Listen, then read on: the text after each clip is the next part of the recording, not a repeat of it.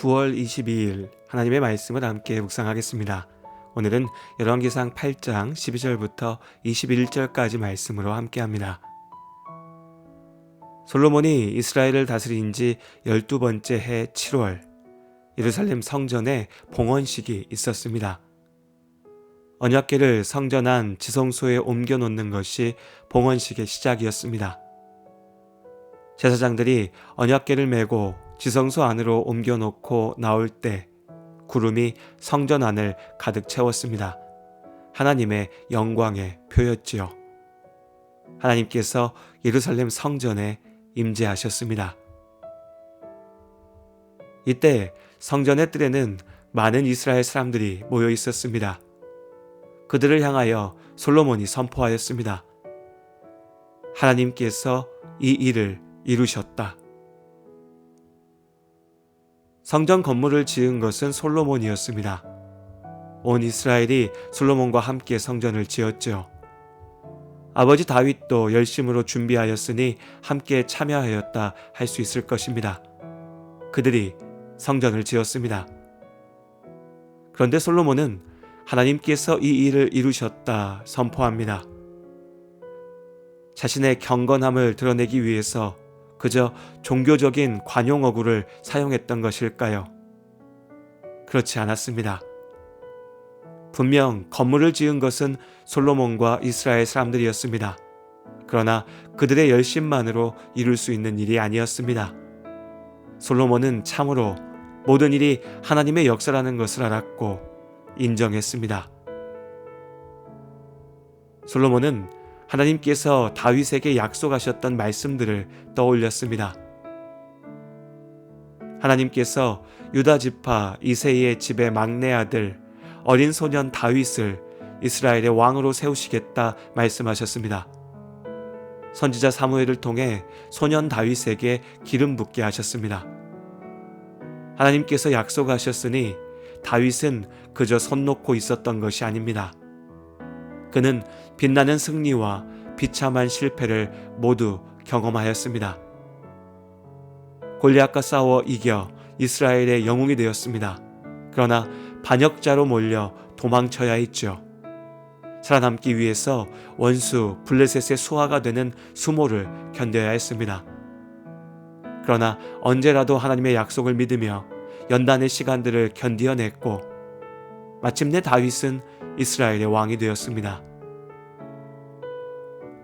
왕이 된 다윗이 하나님의 성전을 짓고자 했으나 하나님께서는 성전 건축의 소명이 다윗의 아들 솔로몬에게 맡겨져 있다 하셨고 그를 통해 영광 받으실 것이라 말씀하셨습니다. 솔로몬은 다윗의 유일한 아들이 아니었습니다. 잘나고 능력 있는 형들이 여럿 있었죠. 아버지 다윗의 자리를 빼앗기 위해 나선 이도 있었고 다음 왕이 되기 위해 세력을 모았던 이들도 있었습니다. 솔로몬은 형제들 사이에 권력 투쟁 가운데 살아남아야 했고 아버지의 뒤를 이어야 했습니다. 몸도 마음도 지치고 괴로운 시간들이었을 것입니다. 그러나 마침내 다윗의 여러 아들들 중 솔로몬이 이스라엘의 왕이 되었습니다. 그는 맡겨진 소명대로 예루살렘의 성전을 건축하였습니다. 역시 쉬운 일은 아니었습니다. 성전은 하루아침에 완성되지 않았죠. 7년이 넘는 시간 동안 온 이스라엘의 마음과 정성을 모았습니다. 그리고 마침내 예루살렘 성전이 완성되었습니다. 다윗도 솔로몬도 온 이스라엘 사람들도 각자 자신에게 주어진 삶 속에서 열심을 다하였습니다. 치열하게 살아냈죠. 그럼에도 다윗은 자신의 인생 동안 함께하신 하나님을 찬양했습니다. 하나님의 은혜가 아니면 살 수 없었다 고백했습니다. 하나님께서 먼저 다윗을 부르셨습니다. 하나님께서 그를 지키셨고 인도하셨죠. 왕이 된다 한들 하나님을 떠나 죄악에 무너지면 사울의 비참한 길을 반복할 뿐이었습니다. 다윗도 죄로 인해 실패했으나 끝내 하나님을 붙잡았기에, 참으로 회개하며 무릎 꿇었기에, 그렇게 하나님과 함께 했기에 그는 하나님의 복을 누릴 수 있었습니다. 성전을 건축한 솔로몬은 이 모든 일을 하나님께서 이루셨다 선포했습니다. 하나님께서 먼저 솔로몬에게 복 주셨고 그를 통해 하나님의 일을 이루셨습니다. 아무리 멋지고 웅장하게 건물을 지어도 하나님께서 그 자리에 함께하지 않으시면 성전은 빈 껍데기일 뿐입니다. 하나님께서는 건물에 매이지 않으십니다. 다만 하나님께서 순종할 때 함께하겠다 약속하셨으니 솔로몬은 그 약속을 믿고 순종하였습니다. 하나님께서 약속하신 대로 이스라엘과 함께하셨죠. 하나님께서 이스라엘과 함께하기를 원하셨습니다.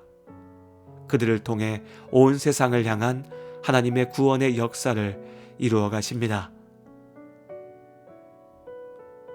하나님을 믿는 우리도 하루하루를 열심으로 삽니다.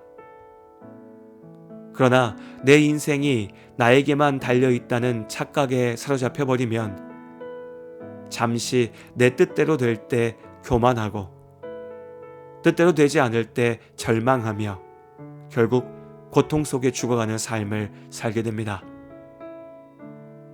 하나님께서 나를 사랑하셔서 나를 먼저 부르셨습니다. 하나님을 듣게 하셨고 구원의 약속을 믿게 하셨습니다. 우리는 믿음으로 삽니다. 맡기신 삶 가운데 열심을 다하지만 오직 하나님께서 나의 삶을 지키시고 인도하신다는 사실을 잊지 마시길 바랍니다. 하나님께서 나의 삶을 통해 당신의 완전한 뜻을 이루십니다. 의지했던 모든 것 변해가고 억울한 마음은 커져가네.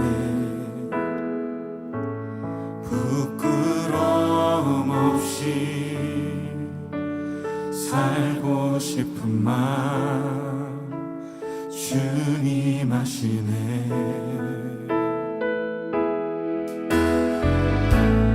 모든 일을 선으로 이겨내고 죄의 유혹을 따르지 않네. 나를 구원하신 영원한 그 사랑, 그 신분이 날 붙드시네.